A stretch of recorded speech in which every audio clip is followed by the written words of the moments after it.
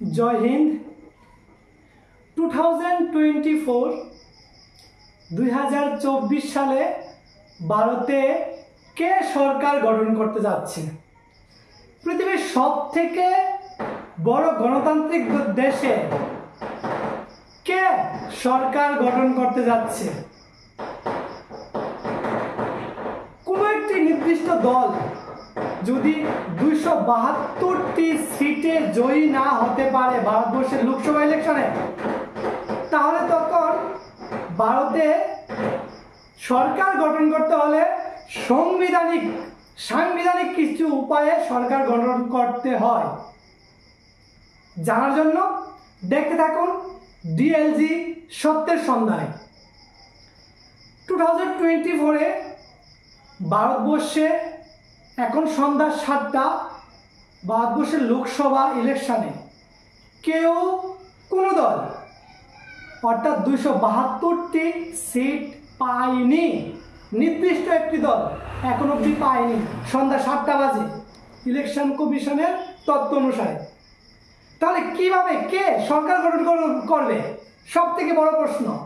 অনেক মানুষ জানার ইচ্ছা, যারা না জানেন পদ্ধতিটা।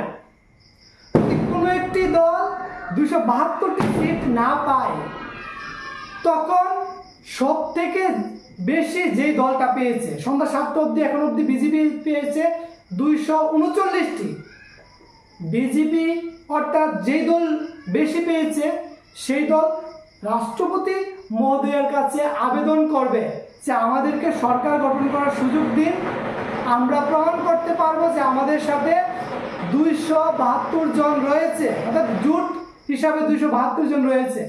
তখন রাষ্ট্রপতি সেই দলকেই প্রথম অনুমতি দেবে সরকার গঠন করার জন্য। কিন্তু সরকার গঠন করার পর সব থেকে যেই একটি পরীক্ষা সেই সরকার থাকবে তা হলো ফ্লোর টেস্ট, অর্থাৎ লোকসভার প্রথম অধিবেশনেই প্রমাণ করতে হবে 272 জন এমপি ওই দলটির সাথে আছে। যদি না থাকে তাহলে সরকার ভেঙে যাবে। এইরকম আমাদের প্রাক্তন প্রধানমন্ত্রী বাজপেয়ীজির আমলেও হয়েছিল। বাজপেয়ীজি শুধুমাত্র 17 দিনের জন্য প্রধানমন্ত্রী হয়েছিলেন।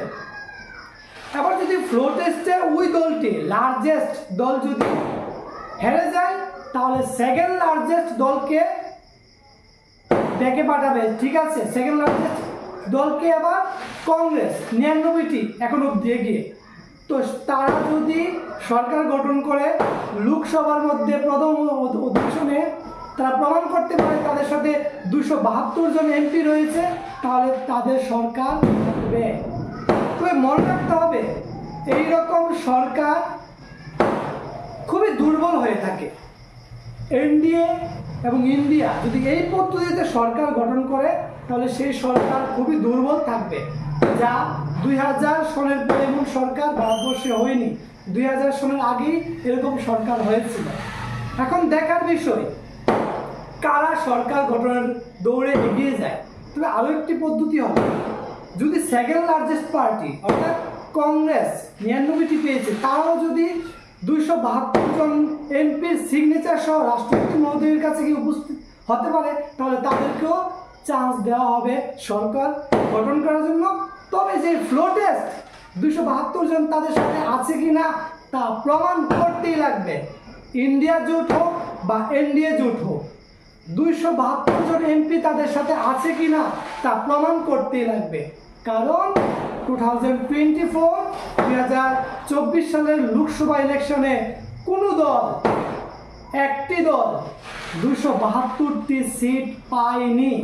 ফলে এখন সাংবিধানিক উপায়ে দেশের সরকার গঠন করতে হবে। তবে সেই ক্ষেত্রে অবশ্যই বিভিন্ন পদ্ধতি রয়েছে। যদি 272 জন এমপির সাপোর্ট কোনো দল না দেখাতে পারে, তাহলে সেই সরকার 2 দিন, 3 দিন, 4 দিন, 5 দিনেরও হতে পারে। আপনারা হয়তো দেখবেন আজকে রাত্রে নতুবা কালকের মধ্যে হয়তো যারা সব থেকে বেশি পেয়েছে অর্থাৎ বিজেপি 239টি, তারা হয়তো প্রধানমন্ত্রী হিসাবে শপথ গ্রহণ করে নেবে। কিন্তু শপথ গ্রহণ করলেও তাদের যেই পরীক্ষাটি দিতে হবে সেই পরীক্ষাটির নাম ফ্লোর টেস্ট। অর্থাৎ লোকসভার অধিবেশনে ফ্লোর টেস্টের প্রমাণ দিয়ে তাদের প্রমাণ করতে হবে তাদের সাথে 272 জন এমপি রয়েছে। আর যদি না প্রমাণ করতে পারে তাহলে তাদের সরকার অর্থাৎ সরকার ভেঙে যাবে, অন্যদেরকে আবার ডাকা হবে সরকার গঠন করার জন্য। জয় হিন্দ।